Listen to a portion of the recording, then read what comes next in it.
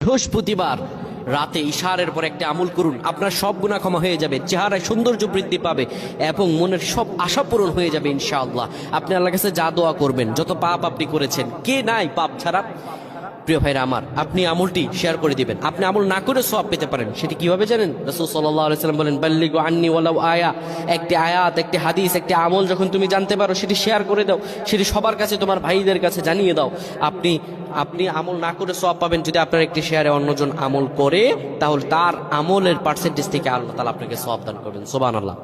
বৃহস্পতিবার ইশার নামাজের পরে আপনি কিবলা মুখী হয়ে যাবেন। রাসূলুল্লাহর শিখানো আমল, সে আমলটি হলো, নবীজি সাল্লাল্লাহু আলাইহি সাল্লাম বলেন, ইশারের পরে যে ব্যক্তি সূরাতুল মুলক তেলাওয়াত করবে, এই সূরাতুল মুলক তেলাওয়াত করার কারণে আল্লাহ রাব্বুল আলামিন তার গুনাহগুলো ক্ষমা করে দিবেন এবং কবরের মধ্যে তার আমলগুলো হবে একটা পাখির মতো হবে।